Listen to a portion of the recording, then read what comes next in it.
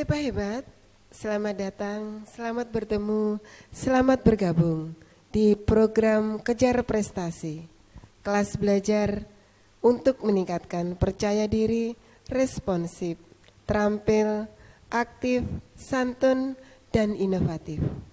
Stepa Hebat, bagaimana kabar kalian hari ini? Bu Reni berharap semua dalam kondisi sehat-sehat selalu. Stepa Hebat, walaupun sekarang dalam masa pandemi, tolong kamu tetap jaga diri kalian masing-masing sehingga imun kalian masih dalam kondisi yang baik dan kita terhindar dari COVID. Oke Stepa Hebat, dalam kesempatan ini dalam Kejar Prestasi kelas belajar online untuk meningkatkan percaya diri, responsif, terampil, aktif, santun, dan inovatif. Kita akan belajar mengenai mata pelajaran ilmu pengetahuan alam. Kali ini Bu Reni tidak belajar sendiri, sama seperti biasa, kita selalu didampingi oleh narasumber. Oke Stepa Hebat, siapa narasumber kali ini? Kali ini kita akan bertemu dengan salah satu pengampu mata pelajaran ilmu pengetahuan alam yang ada di SMP Negeri 4 Madiun. Stepa Hebat, kita sapa dulu narasumber kita. Selamat datang Ibu. Selamat berjumpa Bu Reni. Terima kasih. Bagaimana kabar hari ini Ibu? Baik-baik saja kan? Alhamdulillah sehat, baik. Iya, harapan kita selalu sehat dan baik ya Bu. Iya Bu Reni. Sehingga kita bisa tetap berkarya, tetap belajar, walaupun kita tidak bisa berjumpa di sekolah, tetapi kita tetap bisa belajar. Kali ini lewat belajar online kita akan belajar bersama. Begitu ya Bu? Iya Bu Reni, siap. Oke, iya. Kita harus siap untuk belajar terus ya Ibu. Ibu, tidak ada salahnya kalau Ibu memperkenalkan diri lagi. Monggo Ibu, kami aturkan untuk memperkenalkan diri dulu. Terima kasih Bu Reni. Benar, kalau kita nggak kenal nanti nggak sayang ya Bu Reni ya. Betul Ibu. Ya. Perkenalkan anak-anakku semuanya. Saya Siti Kholifa, guru SMP 4, pengajar mata pelajaran IPA. Mungkin hanya itu Bu Reni yang saya kenalkan. Iya, terima kasih perkenalannya Ibu. Semoga perkenalan ini nanti akan menambah ikatan di antara kita sehingga materi yang akan kita pelajari bisa merasuk ke diri kita. Stepa Hebat, itu tadi perkenalan dengan narasumber kita yaitu Ibu Dr. Anda Siti Kholifah. Beliau adalah pengampu mata pelajaran IPA di Stepa Hebat. Baik anak-anak, kita akan mengikuti pelajaran atau materi dari beliau. Jangan lupa siapkan pensilnya, siapkan catatannya. Siapa tahu nanti ada hal-hal yang perlu kita catat. Silakan Ibu untuk memulai pelajarannya. Terima kasih Bu Reni. Anak-anakku, pada kesempatan kali ini kita akan belajar tentang cahaya dan alat optik. Nah, anak-anak mendengar kata cahaya, kalian sudah bisa membayangkan ya apa itu cahaya, dan juga dari kata alat optik kalian juga mungkin bisa mengambil, oh alat optik itu seperti ini. Sebelum kita memasuki materi, saya akan bertanya terlebih dahulu. Kalian bisa melihat dengan jelas, kira-kira kalian punya apa ya? Mungkin Ibu Reni bisa membantu menjawab? Iya Ibu. Kalau Ibu bertanya kenapa kita bisa melihat, karena apa kita bisa melihat, mungkin kalau jawaban saya Mungkin Tuhan telah mengaruniai sepasang mata kepada saya, Ibu. Jadi karena sayangnya Tuhan ke kita, mungkin Tuhan telah memberikan sepasang mata kepada kita. Sehingga dari sepasang mata itu kita bisa melihat. Saya bisa melihat Ibu dan juga bisa melihat sekelilingnya. Tetapi Ibu, kayaknya kalau hanya sepasang mata saja, kayaknya belum cukup. Mungkin tanpa sesuatu yang terang, mungkin kita tidak bisa melihat. Itu mungkin jawaban saya, Ibu. Benar sekali Bu Reni. Bu Reni sangat hebat sekali. Terima Kita dapat kasih. melihat karena kita punya sepasang mata yang normal ya Bu Reni. Nah, di Iya, Ibu. samping itu kita juga adanya cahaya Bu Reni. Seperti yang dikatakan Bu Reni, terang benderang. Nah, itu yang disebut dengan cahaya Bu Reni. Dengan adanya cahaya dan mata, kita dapat melihat. Nah, coba kalian bayangkan seandainya tidak ada cahaya, atau misalnya pada malam hari ada pemadaman lampu. Tentunya kalian tidak bisa melihat di sekitar kalian. Berarti keduanya saling melengkapi ya Bu. Tidak bisa hanya mata saja, tetapi biar kita bisa melihat dengan jelas harus ada cahaya. Begitu ya Bu ya? Benar Bu Reni, jadi ada dua syarat, mata yang normal dan cahaya. Oke. Mohon dilanjut Ibu. Nah, sekarang saya mau bertanya Bu Reni, cahaya, nah kira-kira apa ya Bu Reni cahaya itu? Wah, ini pertanyaan yang sangat luar biasa Ibu. Bagaimana saya harus menjawab ya? Mungkin kalau saya ini dari orang awam ya Bu ya, yang saya belum tahu persis. Kalau cahaya itu menurut saya itu sesuatu yang menerangi kita, sehingga kita menjadi terang, bisa terlihat begitu Ibu. Saya rasa itu kalau menurut saya Bu. Ya, benar sekali Bu Reni, itu kalau secara fisika, jadi menurut ilmu fisika, cahaya itu adalah gelombang elektromagnetik yang dapat merambat, dipantulkan, dibiaskan, dan mengalami penguraian warna tanpa perambatan massa. Itu definisi cahaya dari fisika Bu Reni. Cahaya ini merupakan gelombang elektromagnetik. Gelombang elektromagnetik adalah gelombang yang merambatnya tanpa memerlukan rambatan, atau yang lebih mudah dipahaminya, gelombang yang dapat merambat melalui ruang hampa. Wah, itu berarti kayak sinar matahari itu juga termasuk gelombang elektromagnetik ya Bu, karena ibaratnya di luar angkasa itu juga ada yang hampa udara. Benar sekali Bu Reni. Cahaya ini kecepatannya sangat luar biasa besarnya Bu Reni. Kecepatan cahaya paling besar Bu Reni di dunia ini. Nilainya sekitar 3 kali 10 pangkat 8 meter per sekon. Wah, itu apa artinya Bu? Artinya cahaya ini ya terbesar Bu Reni. Kalau kecepatan suara, saya ngomong ini kecepatannya hanya 320 meter per sekon. Tapi kalau kecepatan cahaya 3 kali 10 pangkat 8 meter per sekon. Berarti 300 juta Bu Reni. Berarti lebih cepat lagi ya Bu. Jadi langsung begitu langsung bisa kita nikmati lewat mata indera kita. Begitu Bu? Iya Bu Reni, sangat benar sekali. Tuhan itu menciptakan semua yang ada di dunia ini tentunya ada manfaatnya ya Bu Reni. Betul sekali.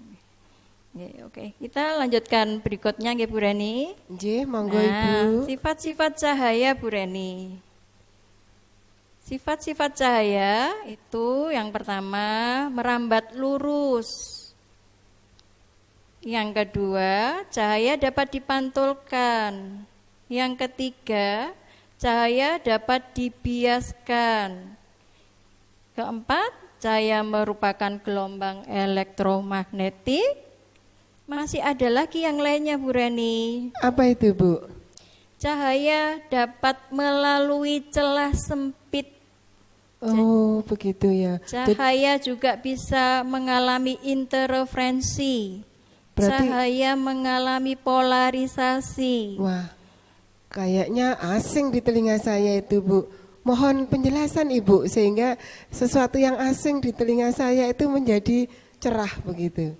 Bagaimana, Bu? Nah, karena ini kita temanya di SMP, Bu Reni, sifat cahaya yang sangat ditekankan untuk anak-anakku yang ada di SMP, ini sifat dipantulkan dan dibiaskan.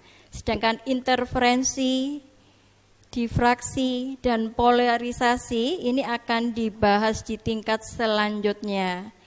Tetapi untuk sedikit mengenal supaya Bu Reni tidak ragu-ragu, apa itu difraksinya? Iya, karena asing di telinga saya, Bu. Iya. Difraksi itu cahayanya bisa melalui celah sempit, Bu Reni. Tidak memerlukan ruang yang luas begitu, walaupun kecil bisa nerobos, begitu, Bu? Benar sekali. Jadi kalau misalnya kalau dulu kan ada rumah gedek ya.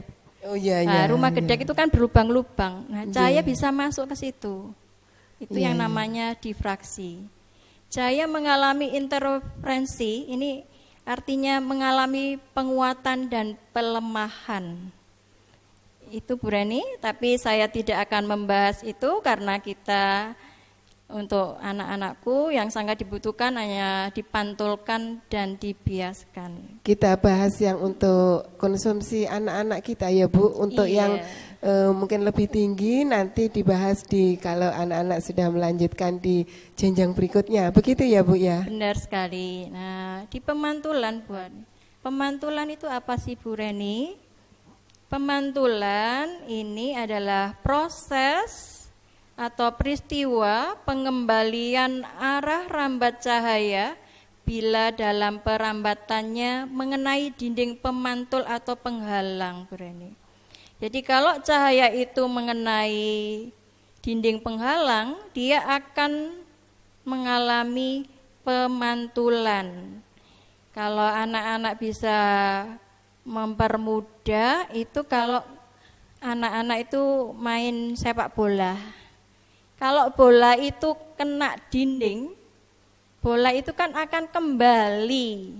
Nah, itulah yang dikatakan pemantulan. Mungkin ada yang mau ditanyakan, Bu Rani? Berarti di situ harus ada bidang pantulnya, begitu ya, Bu ya? Iya, Bu Reni, harus ada bidang pantul. Ya. Cahaya ini dibedakan dua, Bu Reni. Ada dua macam jenisnya, Bu Reni. Yaitu pemantulan teratur dan pemantulan baur. Pemantulan pada cahaya ada dua. Saya pertegas lagi ya, Bu Reni. Iya, iya. Yang pertama pemantulan teratur, yang kedua pemantulan baur. Bu Reni bisa menyaksikan atau anak-anak bisa melihat di situ pemantulan baur dan pemantulan teratur. Nah, coba dari hasil melihat gambar tayangan itu, kira-kira apa yang dapat kamu simpulkan tentang pemantulan teratur? Mungkin Ibu Reni bisa membantu menjawab? Kalau saya lihat dari gambar di situ, Bu, berarti untuk pemantulan teratur, kalau saya lihat loh ya ini hanya lihat saja. Iya, lihat di situ gambar ya. ada bidang pantulnya, Ibu.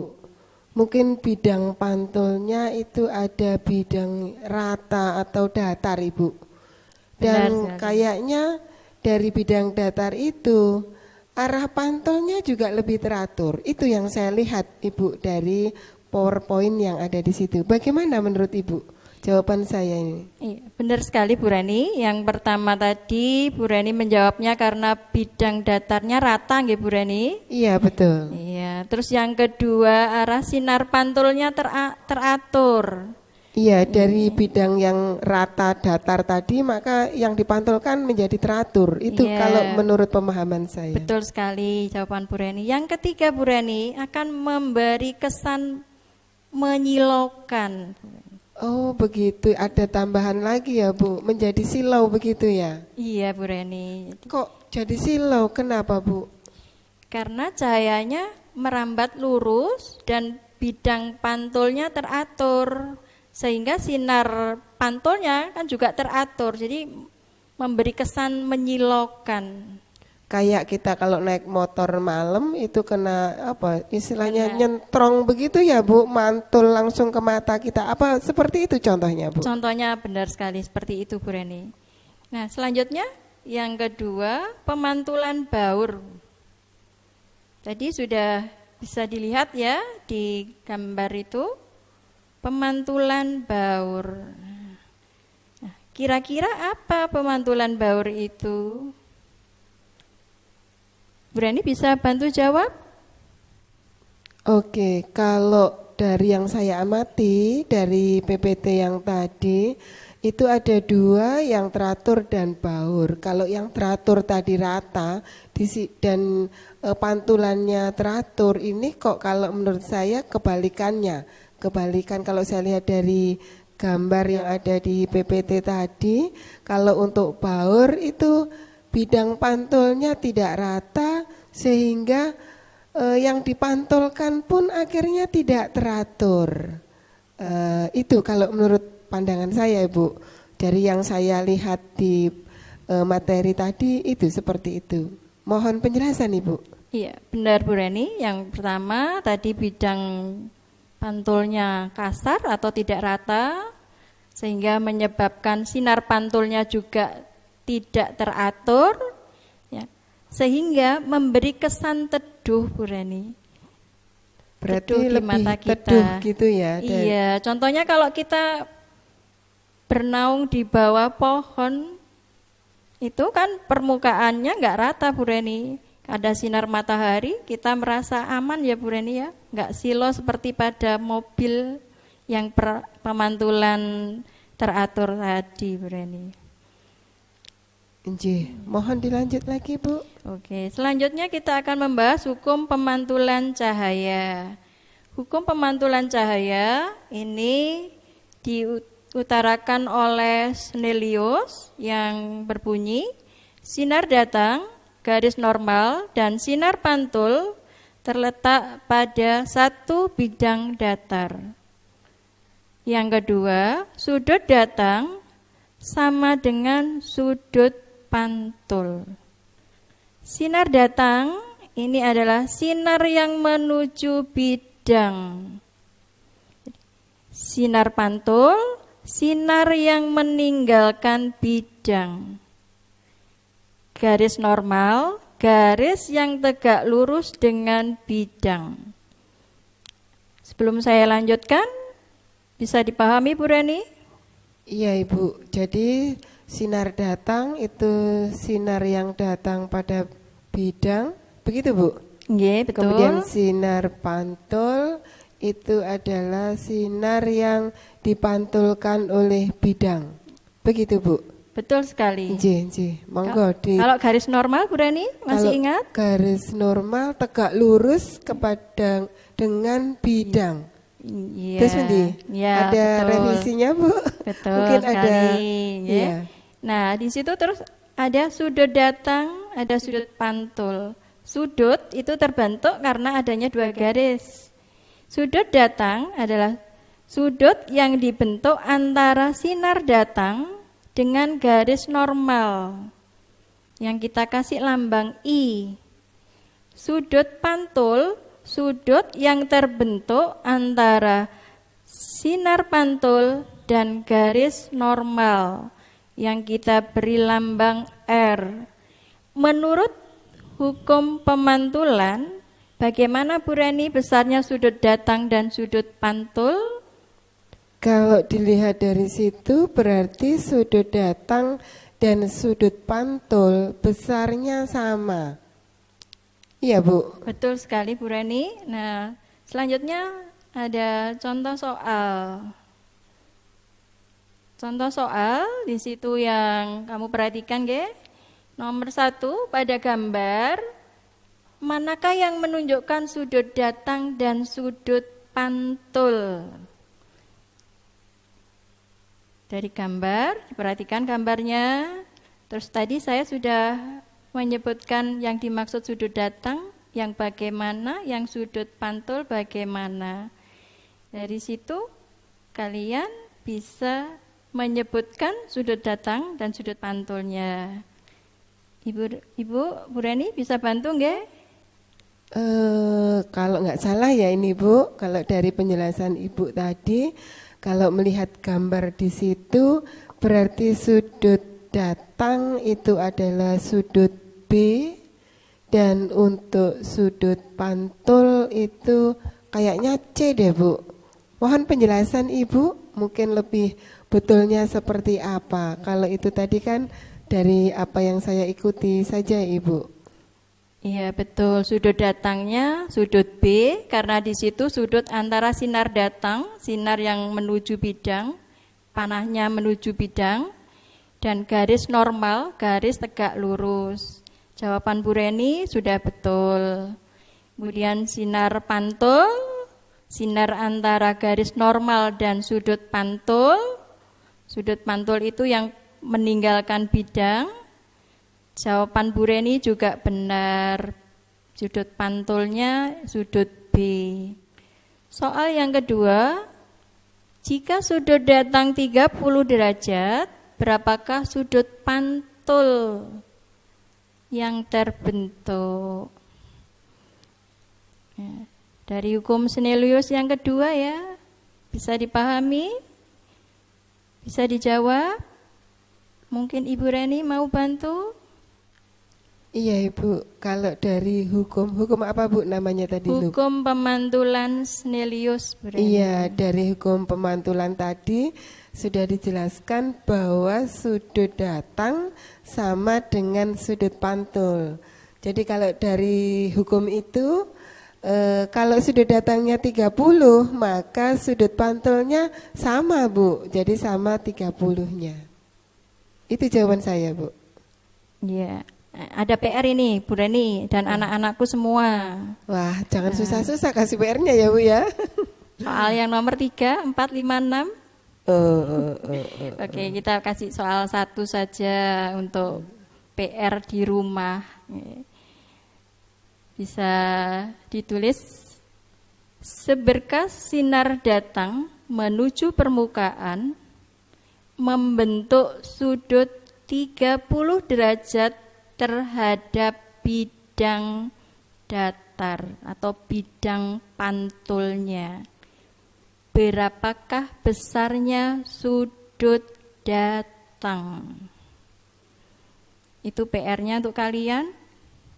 Kalau Bu Reni PR-nya dikerjakan sekarang apa besok ya? Besok aja Bu ya.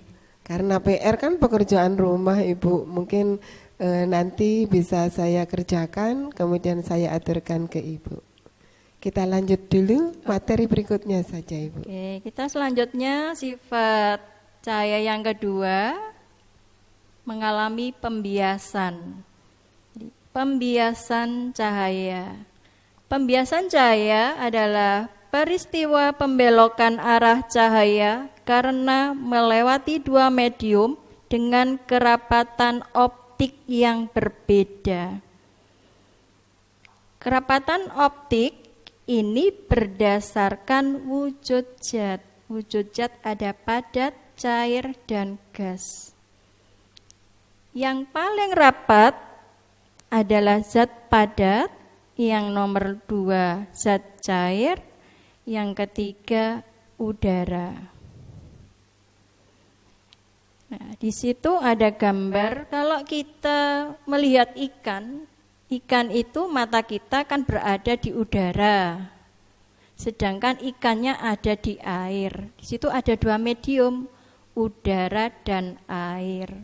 Kalau sinar atau cahaya melalui dua medium yang berbeda, dia akan mengalami pembiasan atau pembelokan arah. Bisa kalian perhatikan, nah, matanya melihat ikan. Nah, ikan berada tidak lurus ya, ikannya ternyata dibelokkan gambarnya. Oke.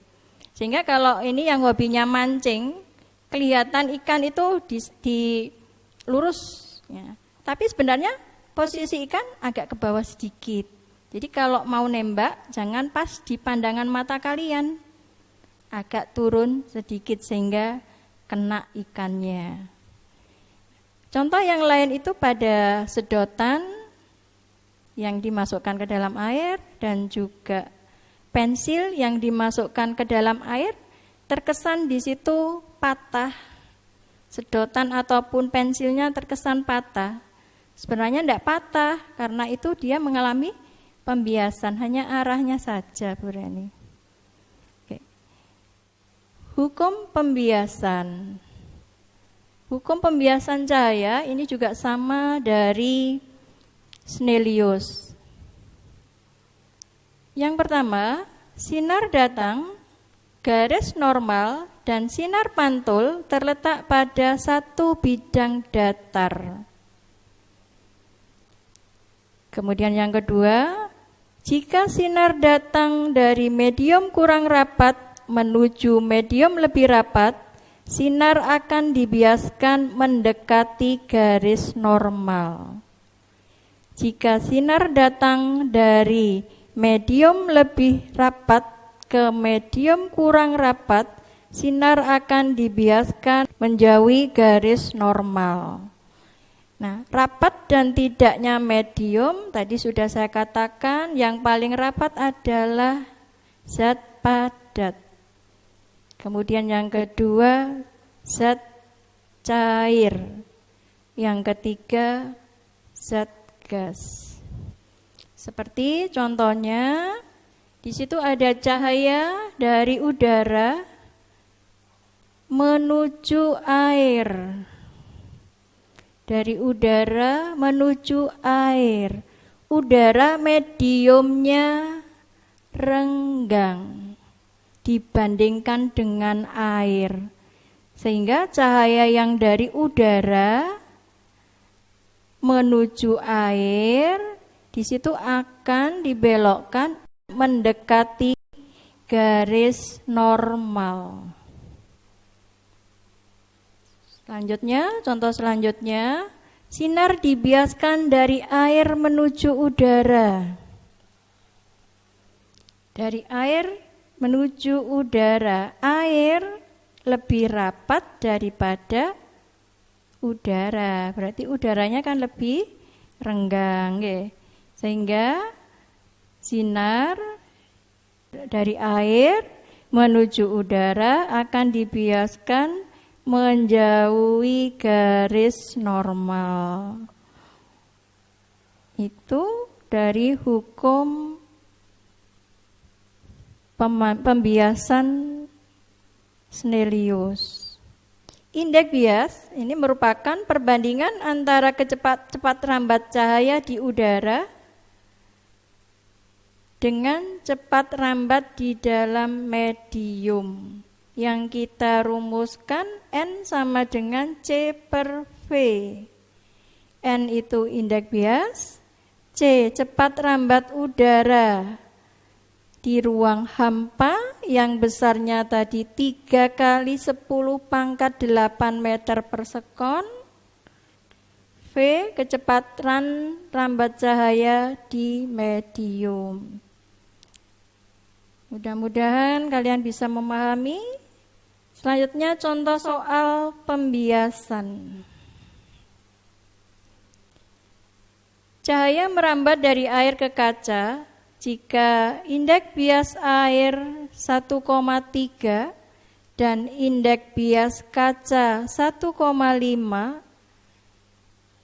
maka hitunglah besar kecepatan cahaya jika diketahui kecepatan cahaya di air sebesar 2,25 10 pangkat 8.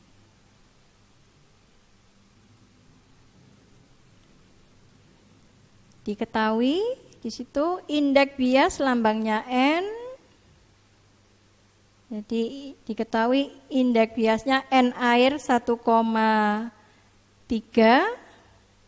indeks biasnya kaca 1,54, kecepatan air 2,25 kali 10 pangkat 8. Ditanyakan berapa kecepatan kaca. Dari rumus tadi, indeks bias N sama dengan C per V. Berarti di situ artinya konstan. Sehingga bisa dijawab N air dikali V air sama dengan N kaca kali V kaca. Kalian bisa memasukkan angkanya. Indeks air berapa, kecepatan air berapa, indeks kaca berapa, kecepatan kaca itu yang ditanyakan. Sehingga kecepatan kaca sebesar 1,94 kali 10 pangkat 8 meter per sekon. Jadi besar kecepatan cahaya di kaca sebesar 1,94 kali 10 pangkat 8 meter per sekon. Kita lanjutkan penerapan cahaya dalam kehidupan sehari-hari. Contohnya senter. Senter di situ menunjukkan bahwa cahaya merambat lurus. Kemudian kaca spion. Cahaya mengalami pemantulan. Kemudian di kolam, cahaya mengalami pembiasan saat kita melihat ke dasar kolam yang jernih. Cahaya terlihat belok dan kolam terlihat dangkal. Jadi anak-anak harus berhati-hati kalau berhubungan dengan air. Air itu terkesannya dangkal, kita mau nyemplung, mau nyebur. Nah, tapi karena ada pembiasan, belum tentu yang dilihat dangkal, itu hanyalah ilusi. Berarti kayak tipuan mata begitu ya Bu ya? Iya. Sebenarnya benar. Dalam, tapi karena ada tipuan mata atau ilusi tadi menjadi kayaknya dangkal begitu. Monggo dilanjut iya. Bu. Contoh yang berikutnya penerapannya adalah pelangi. Pelangi ini peruraian cahaya. Kemudian bisa yang contoh berikutnya itu ada di gedung-gedung. Nah, cahaya dapat menembus benda bening, kaca dan jendela. Makanya untuk rumah-rumah sekarang yang terlalu mepet-mepet, terlalu berdekatan, nah solusinya di dalam rumah tadi atau di desain ada kaca sehingga cahaya dari luar bisa masuk ke rumah. Di rumah kita tidak kurang dari cahaya alami, sinar matahari. Kayaknya ini ada satu deh Bu yang ingin saya sampaikan. Tadi di contoh yang terakhir adalah cahaya bisa menembus apa Bu? Bening apa? Benda bening, benda bening seperti kaca. Ya. Tadi Ibu sudah memberi contoh rumah-rumah yang ada kacanya itu cahaya matahari bisa masuk. Sehingga untuk contoh rumah yang sekarang mungkin itu harusnya tidak seperti itu ya Bu. Harusnya jangan terlalu rapat sehingga dengan rumah dipasang kaca itu cahaya matahari bisa masuk. Kita tidak perlu menghidupkan lampu sehingga bisa lebih hemat energi. Kalau saya mengambil kesimpulan seperti itu, kira-kira menurut Ibu gimana? Apa sudah pas atau masih ada kekeliruan Ibu? Iya benar Bu Reni. Untuk sekolah kita kan juga sudah sekolah UKS ya Bu Reni. Iya betul Nah, Ibu. di sekolah UKS itu cahaya sinar matahari harus langsung. Jadi kita di dalam pembelajaran itu memperkecil cahaya lampu. Karena cahaya lampu itu kurang bagus masih lebih bagus cahaya langsung matahari. Makanya di UKS kita Bu Reni, ruangannya penuh dengan kaca-kaca, jendela kaca, sehingga cahaya dari luar bisa masuk dan sekolah kita akan menjadi lebih sehat lagi Bu Reni. Iya, dan tidak kalah pentingnya juga dengan hemat energi, mungkin lebih ekonomis ya Bu, nggak usah bayar listrik terlalu banyak. Karena apa? Ruangan kita sudah diterangi oleh sinar matahari yang sangat luar biasa, yang tentu saja itu membawa manfaat yang tidak sedikit buat penghuni yang ada di dalamnya. Begitu ya Bu?